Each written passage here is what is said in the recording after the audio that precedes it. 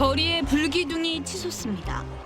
성난 시위대는 신호등이며 건물 유리창이며 산산조각을 냅니다. 28년 전 미국 한인사회의 악몽, LA 폭동입니다. 지금까지 미네소타주에서 한인 가게 5곳이 피해를 본 걸로 확인됐습니다. 같은 폭력 시위가 미국 전역으로 번지며 대규모 한인타운이 있는 LA 등에선 긴장감이 높아지고 있습니다. 가게 창문이 산산조각 깨졌고 출입문도 뜯겨나갔습니다. 내부는 폭탄이라도 맞은 듯 처참하게 변했습니다. 미국 미네소타주의 한인 스포츠 의류 상점이 시위대 공격을 받은 겁니다. 시위대는 닥치는 대로 물건을 털어갔습니다. 동시다발적으로 이어진 약탈과 방화에 경찰도 폭수무책이었습니다. 안녕하세요. 생존스쿨 생존 가이드 코난입니다. 이번에 미국 전역에서 경찰에 의한 흑인 사망으로 도심 폭동과 약탈 사건이 엄청나게 크게 이루어졌고, 또 한인 상점 120곳 이상이 크게 약탈당하거나 불탔다고 합니다. 정말 수십 년간 일군 일터랑 재산이 한순간에 날아갔다고 하니까, 거기다가 무엇보다 범인들이 평소 알고 지내던 이 흑인 손님들이었다니까 그 얼마나 황망하고 또 배신감이 들지 정말 안타깝고 위로의 말을 전합니다. 네, 그래서 오늘은 만약 우리가 사는 도시에서 도시 폭동이나 약탈이 났을 때 내 가게라는 직장을 지키는 이 대처법에 대해서 간단히 말씀을 드려보도록 하겠습니다. 한국은 시민의식이 좋기 때문에 그런 일은 없을 거야 생각할 수도 있지만 사실 세상 일이라는 게 모르는 거죠. 이번 폭동 사건만 해도 세계 최강대국이란 미국에서 났던 거였었고, 1992년에도 LA 대폭동이 일어나고 그때 큰 피해를 한인분들이 입으셨었죠. 그 외에도 몇 년 전에도 영국이랑 프랑스에서도 대폭동 사건이 있었고 약탈 사건이 있었는데, 한국이든 외국이든 언젠가 이런 약탈이나 도심 폭동 사건 같은 것들이 재난이 심해지면은 일어날 수 있는 거기 때문에 미리 이런 일에 대해서 대처법들을 알아두시는 것들이 중요합니다. 제 책 같은 경우도 그런 큰 재난 시에 최악의 상황이 돼서 우리가 사는 도시에서 어느 날 갑자기 약탈과 폭동이 일어났을 때 어떻게 해야 되는지 자세히 설명하고 있는데, 가령 호신무기 만드는 법이라든가 또 아파트나 건물에서 이 자위 조직을 조직하는 방법들이죠. 그래서 그 일부분을 오늘 얘기를 해보도록 하겠습니다. 자, 첫 번째가 평소 약탈이나 폭동에 대해서 가게에 준비를 하고 대비를 하는 겁니다. 요즘 거래 상점들, 빌딩들이 전부 다 이 외부가 통유리로 돼 있죠. 참 이쁘긴 한데 이런 비상시 재난이나 큰 약탈 사건에 대해서는 정말 무력하고 대처 방법이 없어요. 이 짱돌 하나에도 유리창이 깨져갖고 약탈을 당할 수가 있고 침입을 당할 수가 있는 것들이죠. 전에 가게 같은 경우는 전면에 철제 셔터가 있어갖고 퇴근 시나 큰 재난 시, 또 위급한 상황 시에는 철제 셔터만 내리면은 어느 정도 방어가 되는데, 지금은 그런 것들이 전혀 전무한 것들이죠.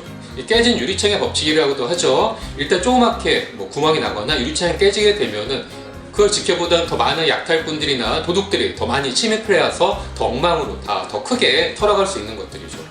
옆에 있던 놈이 그 가게에 들어가고 대형 TV라든가 핸드폰 같이 고가의 물품들을 사람들이 막 우르르 훔쳐가고 있는데, 나만 가만히 있으면은 뭔가 좀 손해보는 기분이 드는 게 사람이 심리기도 하고, 또 주위에 경찰도 보이지 않고 한참 동안 출동하지 않은 그런 상황이라면 더더욱 그런 거죠. 때문에 평소 약탈에 대비해서 할 수 있는 방법들을 찾아놔야 합니다. 가령 철제 셔터 같은 경우를 외부에 단다던가, 그런 게 없다면 비상시에 대비해서 유리창이나 문을 막을 수 있는 강목이라든가 합판, 또 렉산판, 함석판 이런 것들을 준비해 놔야 하는 것들이죠. 비상시에 진짜 위급해서 아무것도 없다면은 그냥 대형 TV에 박스 포장지 같은 그런 종이 포장지 같은 것들을 덧대는 것도 어느 정도 최소한의 방어 효과가 있습니다. 그런 것들을 대놓더라도 웬만한 주먹이라든가 강목이라든가 돌에도 깨지지 않기 때문에 일단 깨지지만 않으면 더 큰 피해를 막을 수 있는 게 있거든요. 그런 조치만으로도 최소한의 대비할 수 있는 것들이죠. 이 두 번째로 그 위험 징조, 또 약탈의 어떤 징조가 있는지 살피는 겁니다. 가령 폭동시적인 시위대나 약탈꾼들이 우리 거리나 가게 쪽으로 접근을 하는지 잘 살피는 겁니다. 어떤 폭력을 저지르는 시위대나 이상한 논팽이들이 기웃거리거나 지켜보고 있다, 또 약간 심상치 않다, 그렇게 느껴질다 하면은 이웃이나 직원들에게 경계 경보를 내릴 준비를 해야 되는 거죠. 가령 가게 외부를 비추는 CCTV 같은 것들을 가게 곳곳에 잘 설치를 해놓고, 또 외부를 정찰할 수 있는 드론 같은 것들을 미리 준비해 놓는 것도 좋은 방법입니다. 드론만 있으면은 가게에서 2-3km 외부에까지도 확인을 할 수가 있는 것들이죠. 그래서 만약 폭력적인 시위대나 약탈꾼들이 계속 접근을 해오고 있다 하면은 빨리 가게 문을 닫고 직원을 대피시킨다던가 혹은 싸울 준비를 해야 되는 거죠. 사실 싸울 준비를 한다는 것도 진짜 어떤 폭력적인 시위대나 약탈꾼들과 싸운다기보다는 기싸움을 한다고 보는 게 좋죠. 초반에 우리 가게가 잘 준비된 모습을 보여주고 좀 만만치 않다, 자 이렇게 느끼게 해주면은 그런 시위대들도 제 옆에 더 허술하고 아무런 대비가 안 되어 있는 그쪽으로 빠지기 때문에 이렇게 싸움을 미리 방지할 수 있는 것들인데, 처음에 이렇게 기싸움을 하는 게 아주 중요한 거죠. 자, 이 세 번째가 직장 내 수비군을 구성을 하는 겁니다. 비상시 내 가게, 또 내 직장, 내 아파트를 지킬 수 있는 방위대를 평소 잘 구성을 해놓고 또 지정을 해놓으면은 비상시에도 바로바로 배치를 해서 큰 도움이 될 수가 있습니다.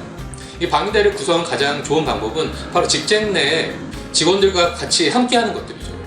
직장이 불타거나 약탈이 되면은 직원들한테 큰일이기 때문에 이런 것들을 잘 알려주고 같이 방어에 나서 의지가 있는지 물어보고, 만약 있다 하면은 가장 위험이 적은 부분부터 배치를 하고 일을 주는 게 좋습니다. 그리고 다음은 바로 같은 건물 내에 같은 직장 사장님들과 연합하는 것도 좋은 방법입니다. 오너라면은 누구나 다 내 가게를 생각이 있기 때문에 더 적극적으로 달려들고 지킬 수 있는 그런 의지가 충분히 있는 것들이죠. 자, 그리고 네 번째가 잘 싸우는 방법을 구상을 하는 겁니다. 만약 시위대나 약탈꾼들이 우리 가게나 건물 또 직장을 넘보는 것이 명백하고 조만간 싸움이 벌어질 그런 확률이 높아진다 하면은 빨리빨리 준비를 하고 대비를 해야 됩니다. 근데 모든 것을 걸고 잘 싸우기를 작정을 했다면은 제대로 잘 싸우는 게 피해를 최소화시키는 방법인 거죠. 어설프게 싸우면 안 싸우니 몸도 못하고 오히려 더 위험해지거나 다치거나 혹은 죽을 수도 있겠습니다.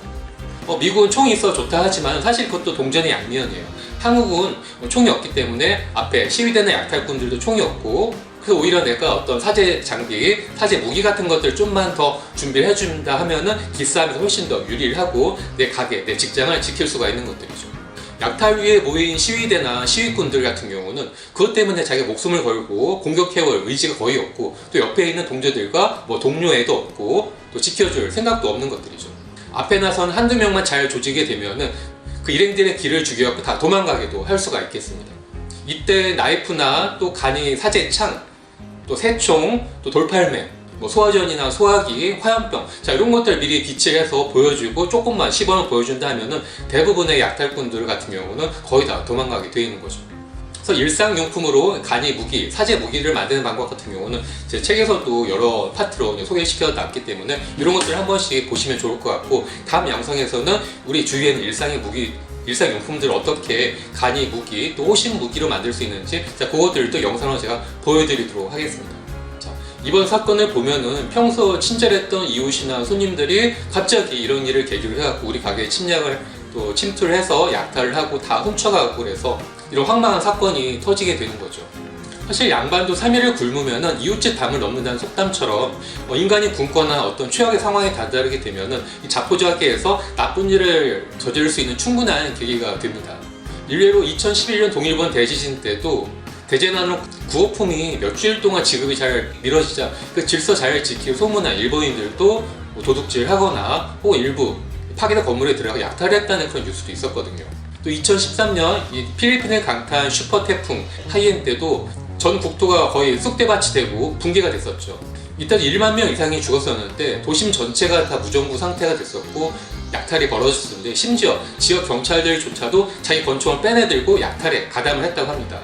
집안에서 아이들이 먹을 게 없고 물이 없어서 힘들어하니까 그렇게라도 했던 것들이죠.